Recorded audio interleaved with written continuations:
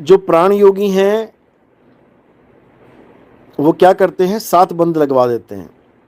इस बॉडी में 7 बंद लगेंगे तो प्राण स्थित हो जाते हैं ब्रह्मरंध्र में जाके, और फिर वो ब्रह्मरंध्र फोड़ के ही निकलेंगे, उसको कोई रोकने वाला नहीं है। लेकिन फोड़ के निकल जाने में उसकी मुक्ति नहीं होती, उसको नाना प्रकार की योनियों में आना ही पड़ेगा। मुक्ति कब होगी? जब अपने मूल स्वरूप में आ जाए, तो फोड़ा फाड़ी में ना पड़े। कोई जरूरी नहीं कि ब्रह्मरंध्र को फोड़ के निकलना है, टक करके आवाज आती है, ब्लड आ जाता है, इसकी पहचान है ये। जो योगी जन शरीर छोड़ते हैं उनके चेले अच्छी तरह समझ सकते हैं इस बात को, और बहुत से चेले लगे भी हैं इसी चीज में कि हम इस ब्रह्मरंध्र को फोड़ के निकलेंगे। फंस जाओगे, काल के जाल में फंस जाओगे, फिर बता रहा हूं।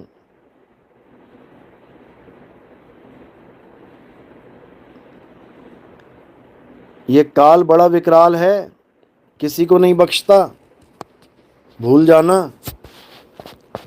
अब कई लोग क्या सोचते हैं कि काल कोई छोटी मोटी चीज है।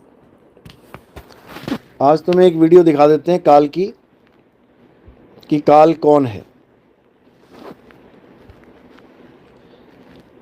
फोटो तो नहीं दिखाएंगे उसमें, लेकिन आपको उस महापुरुष के वचन सुनाएंगे जिसको दुनिया भगवान मानती है, और वो काल के बारे में क्या कहेगा, अच्छी तरह देख लेना। कोई किसी की मृत्यु का कारण नहीं होता, काल स्वयं मृत्यु का कारण बना लेता है।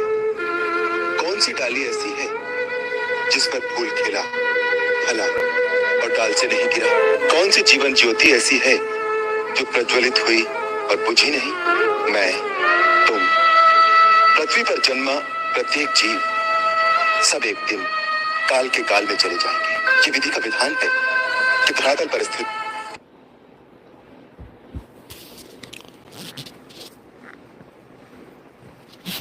आवाज साफ आ रही थी? सुनाई?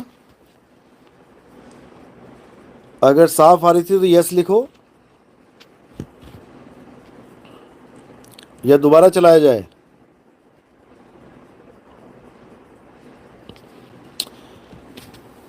तो ये राम जी हैं, जिनको हम हिंदू धर्म में परमात्मा मानते हैं, भगवान मानते हैं। वो खुद कह रहे हैं कि भाई ऐसा कोई नहीं है जो काल के मुंह में नहीं जाएगा। हम तुम सब काल के मुंह में जाएंगे, समझ लो, फिर सुन लो। कोई किसी की मृत्यु का कारण नहीं होता, काल स्वयं मृत्यु का कारण बना लेता है। कौन सी डाली ऐसी है जिस पर फूल खिला, फला और डाल से नहीं गिरा? कौन सी जीवन ज्योति ऐसी है जो प्रज्वलित हुई और बुझी नहीं? मैं, तुम, पृथ्वी पर जन्मा प्रत्येक जीव, सब एक दिन काल के काल में चले जाएंगे। ये विधि का विधान है कि धरातल पर स्थित। समझ लो अच्छे से। कह रहे हैं ऐसा कोई जीव नहीं है, तुम, मैं या कोई और, जो काल के गाल में नहीं जाएगा। सब जाएंगे, सब जाएंगे,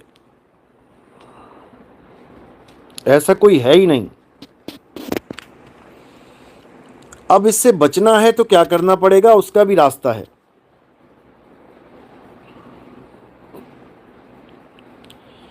समझा रहे हैं कबीर साहब कि बचना चाहो काल जाल से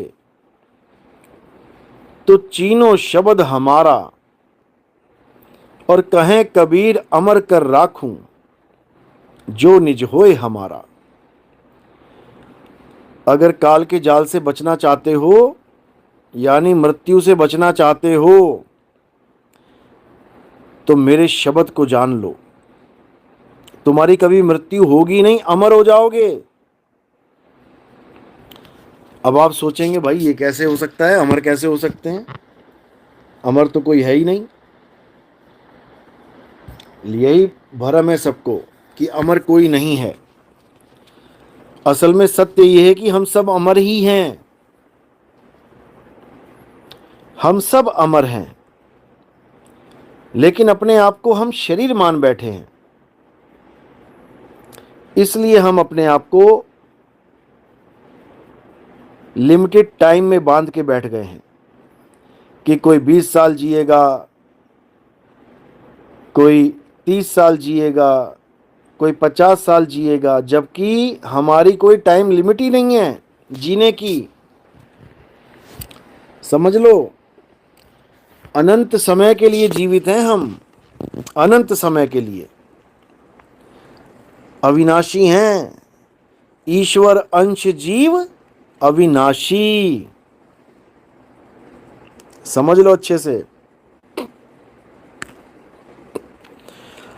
राधा रानी, बाबा जी हम भी हैं, हमको भी देख लीजिए। बिल्कुल जी बिल्कुल, आप भी हैं, देख लिया आपको। दो चीजें होती हैं देखो, एक होता है सत्य, एक होता है असत्य। एक होता है देह, एक होता है विदेह। देह असत्य है क्योंकि नाशवान है, बदल जाती है, खत्म हो जाती है। और विदेह सत्य है। विदेह कहते हैं आत्म स्वरूप को, आत्मा को। तो कबीर साहब की वाणियों में आपको कई जगह विदेह दिखाई देगा। देही ज्ञान सब जगत बखाने, विदेही ज्ञान कोई बिरला जाने। ध्यान विदेह और नाम विदेहा, 2 लख पावे मिटे संदेहा। यानी देही ज्ञान सब जगत बखाने। सारी दुनिया देही ज्ञान को पकड़ के बैठी है, शरीरों की पूजा करती है, शरीरों को भगवान मानती है, शरीरों को परमात्मा मानती है। कोई राम जी के शरीर को पकड़ के बैठा है, कोई श्याम जी के शरीर को, कोई हनुमान जी के शरीर को, कोई माता के शरीर को, कोई किसी के शरीर को, कोई किसी के शरीर को। तो शरीर ये देही ज्ञान है। सब शरीरों को पकड़ने में लगे हैं, कोई आत्मा को पकड़ने में नहीं लगा है। जो आत्मिक ज्ञान है वो विदेही ज्ञान है।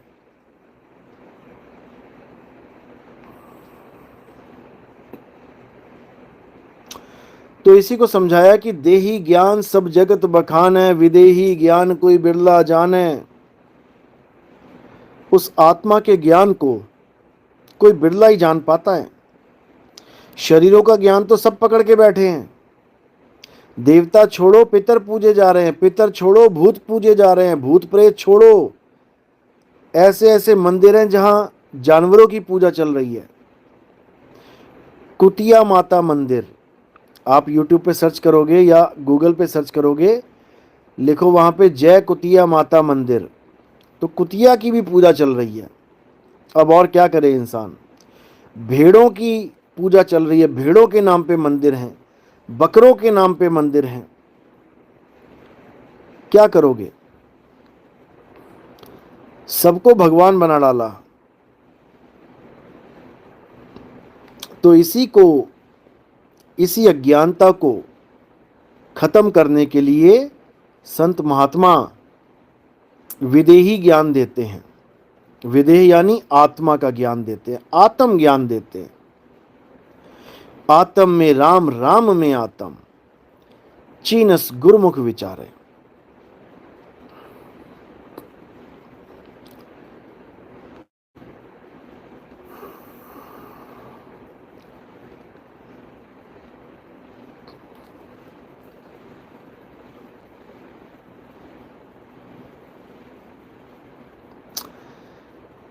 बहुत से बाबा लोग हैं जिनका काम है जीवों को भरमाना।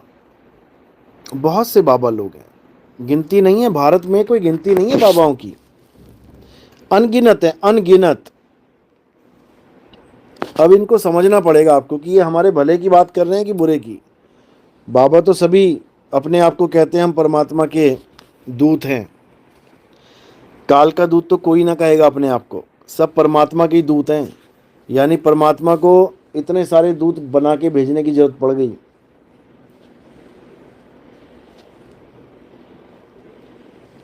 तो इसको समझना अच्छे से। कौन परमात्मा का दूत है, कौन काल का दूत है, यानी कौन दयाल का दूत है और कौन शैतान का दूत है, ये आपको उसके ज्ञान से पता लगता है कि किस प्रकार का ज्ञान दिया जा रहा है। साहिब कहते हैं, वाणी से पहचानिए साधु चोर की हाट, अंतर की करनी से निकले मुंह की बात। अंतर की करनी से, जो उसके अंतर में भक्ति चल रही है, जो उसके अंतर में साधना चल रही है, उसकी करनी से ही यानी उसके मुंह की बात निकलेगी। अगर वो श्वासों का पुजारी है, श्वासों का अजपा जाप जपता है, तो वो बात बात पे श्वासों की बात करेगा। श्वासा ऐसे, श्वासा वैसे, श्वासों का अजपा जाप करो, ऐसा करो वैसा करो, वो श्वासों पे ही लेके आएगा आपको बार बार। जो 52 अक्षरों का पुजारी है, वो आपको मंत्र साधना में, मंत्र में लेके आएगा, उसको और कोई काम ही नहीं है, वो मंत्र में ही आपका ध्यान भटकाएगा। जिसको योग से प्यार है, क्रिया योग से, वो चक्रों की साधना बताएगा।